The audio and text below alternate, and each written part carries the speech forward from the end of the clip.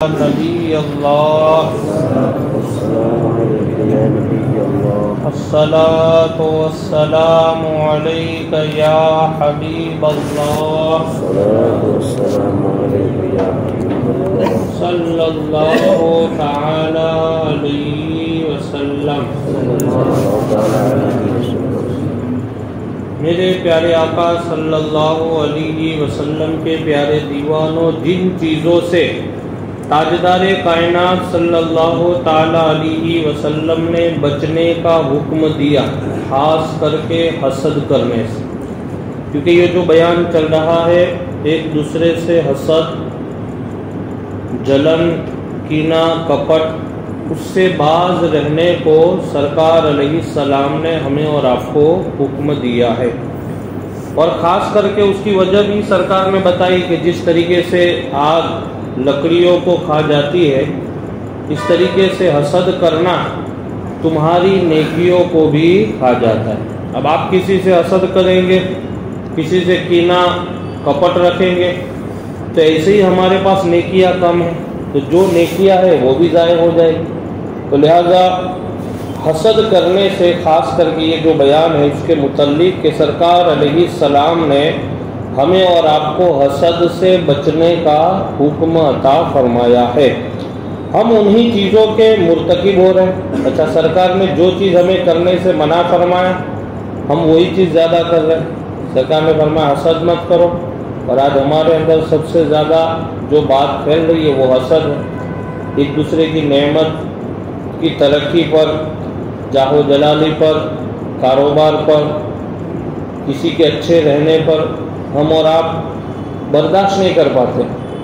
تو یہ حاجی صاحب اچھے کیسے گھوم رہے ہیں، یہ اچھے کیسے گھوم رہے ہیں۔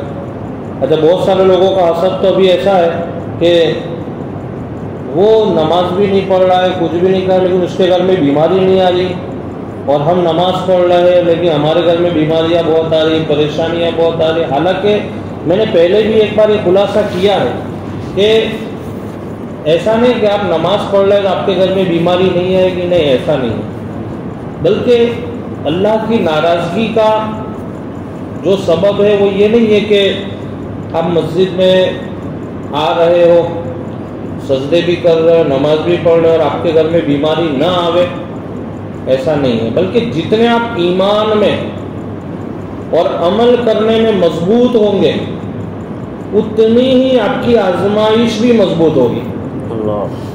یہ بات آپ مان کے چلو۔ اللہ نے کلام پاک میں فرمایا وَلَنَبْلُوَنَّكُمْ بِشَيْءٍ مِّنَ الْخَوْفِ وَالْجُوعِ وَنَقْصٍ مِّنَ الْأَمْوَالِ وَالْأَنفُسِ وَالثَّمَرَاتِ، ہم تمہیں بھوکے رکھ کے آزمائیں گے، مالوں کی کمی سے آزمائیں گے، تمہارے سامنے تمہاری اولاد کا انتقال ہو جائے گا، تم کتنا صبر کرتے ہو ہم وہ دیکھیں گے، ہم تمہیں ہر طریقے سے آزمائیں گے۔ پھر اگر ان آزمائشوں میں بھی آپ یہ کہتے ہو کہ میرا خدا جو بھی تیرا فیصلہ ہے وہ صحیح ہے اور ہم اس پر راضی ہیں، تیری رضا میں راضی ہیں، تو پھر اللہ تعالیٰ فرماتا ہے وَبَشِّرِ الصَّابِرِينَ، اے میرے محبوب صبر کرنے والوں کو جنت کی بشارت دے۔ تو صبر تو کرنا ہے، اور آپ نماز پڑھتے، کلام پاک پڑھتے، اچھے عمل کرتے، اس کا مطلب یہ نہیں کہ آپ پر کوئی پریشانی نہیں آئے گی، آفت بلا نہیں آئے گی، نہیں، آفت بلا تکلیف ہے، یہ تو ایک آزمائش ہے اور یہ تو رہنی ہی رہنی، لیکن آپ دوسرے کو بغیر تکلیف کے اور سکھی دیکھ کر کے آپ حسد نہیں کریں۔ تو یار وہ بہت اچھے سے گھوم رہا ہے، اس نے کار بھی لی، کہاں سے لایا ہوگا، کچھ نہ کچھ تو اس نے کچھ کیا ہوگا، ادھر کا ادھر، یہ ہم کو بولنے کی ضرورت نہیں ہے، بلکہ آپ خوش ہو جائیں گے چلو اللہ نے اس کو نوازا ہے، اللہ اسے اور نوازے اور مجھے بھی نوازے، اب ایسی دعائیں کریں۔ لیکن کسی کی ترقی کسی بھی اعتبار سے اس پر حسد اور جلن نہیں ہونا چاہیے۔ تو کہتے ہیں صاحب کتاب کہ اللہ تعالیٰ کے پیارے حبیب صلی اللہ علیہ وسلم نے ہمیں جن چیزوں سے بچنے کا حکم دیا ہے ہم انہی چیزوں کے مرتکب ہو رہے ہیں۔ بغض سے منع فرمایا سرکار نے، حسد سے منع فرمایا، دشمنی اور قطع تعلق سے منع فرمایا۔ قطع تعلق یعنی تعلق توڑنا، ایک دوسرے سے تعلق توڑنا، اس کو بولتے قطع تعلق۔ قطع تعلق سے منع فرمایا، مگر آج آپس میں بغض و حسد، ہم اور آپس میں کیا ایک دوسرے سے بغض و حسد ہے، دشمنی اور قطع تعلق جیسی برائیاں معاشرے میں ایک دوسرے کا حصہ بن چکی ہے۔ یہ چیز کے بغیر تو معاشرہ ہی نہیں ہے ابھی۔ تو ایک دوسرے کی جلن، ایک دوسرے کی حسد، ایک دوسرے سے دشمنی، یہ تو عام ہو گیا، بہت معمولی چیز ہو گئی۔ اب جیسے دو بھائی ہوں گے، اگر آپ پوچھیں گے حاجی صاحب یہ آپ کے بھائی ہیں؟ کہاں میرے بھائی؟ تو میں نے کبھی ان کو آپ کے گھر میں دیکھے نہیں آتے ہوئے، اور ان کے گھر میں آپ کو تھوڑا ہمارا معاملہ ہے کچھ ایسا، تو یعنی یہ چلتا رہتا ہے۔ حالانکہ یہ ہونا نہیں، محبت ہونی چاہیے۔ اور یہ ساری چیزیں کب ہو سکتی ہیں معلوم ہے؟ کہ ہم ایک دوسرے کی تکلیف کو اور ایک دوسرے کی مشقتوں کو نظر انداز کریں۔ اچھا، دوسری بات کہ آج کے دور میں جو سب سے زیادہ رشتے ٹوٹ رہے ہیں ہمارے اور آپ کے، کوئی کارن نہیں ہے، اس کا کارن ہے صرف غلط فہمی۔ غلط فہمی آپ سمجھ رہے ہو؟ زیادہ اور سوچ لینا کہ یار یہ میرا بھائی ہے، اس کے پاس بیٹھا ہے تو یہ دونوں میری بات کر رہے ہیں۔ اور غلط فہمی کے بارے میں بزرگوں کا فرمان ہے کہ یہ غلط فہمی اتنی بڑی سیڑھی ہے کہ آپ اس پہ جتنے بھی چڑھتے جاؤ گے یہ سیڑھی کبھی ختم نہیں ہوگی۔ اب میں نے سوچا کہ یار وہ حاجی صاحب وہ باپو دونوں بیٹھے اور میری طرف دیکھ کے بات کر رہے تھے، یہ میری ہی بات کر رہے تھے۔ اب یہ ہوئی ابتدا، یہ ہوئی حسد کی ابتدا، غلط فہمی کی شروعات۔ اب میں آہستہ آہستہ کیا کروں گا؟ اگر وہاں سے نکلوں گا اور وہ دونوں بیٹھے ہوں گے تو سلام بھی نہیں کروں گا۔ اب پھر وہ سوچیں گے مفتی صاحب یہاں سے روز نکلتے ہیں لیکن کچھ سلام کلام کرتے نہیں، تو میرے ذہن میں غلط فہمی بیٹھ گئی ہے کہ یہ آدمی میری برائی کرتا ہے۔ حالانکہ یہ بھی ہو سکتا ہے کہ وہ برائی نہیں کرتے ہو، کسی اور کی بات کرتے ہو۔ نہیں مفتی صاحب آپ کی بات نہیں کر رہے ہو، تمہیں کیا نہیں، وہ میری طرف دیکھ کے ہی بات کر رہے ہیں۔ بھائی یہ کسی کی طرف دیکھ کے باتیں کرنا کیا اس بات کی دلیل ہے کہ وہ میری بات کرتے؟ میں آپ کی طرف دیکھ کے بات کر رہا ہوں تو ایسا تو کوئی ضروری نہیں کہ میں آپ کا ہی ذکر کرتا ہوں، کسی اور کی بھی تو بات ہو سکتی ہے۔ آدمی تو دیکھ کسی کی بھی طرف، تو یہ غلط فہمی اور یہ چیز ہمارے رشتوں کو ختم کرتی ہے۔ میں نے سوچا کہ یار حافظ صاحب نے ایک دن میرے خلاف ایسا بول دیا، پھر میں نے سوچا کہ کبھی بول تو سکتے نہیں لیکن ایسا کیوں بولے؟ تو پھر میں انداز لگا کہ ہاں 2 دن پہلے وہ حاجی صاحب کے پاس بیٹھے، اس کے پاس کبھی بیٹھتے نہیں ہیں یہ، لیکن 2 دن پہلے میں نے ان کو دیکھا اور وہ حاجی صاحب کی اور میری بنتی نہیں، انہوں نے ان کو چڑھا دیا۔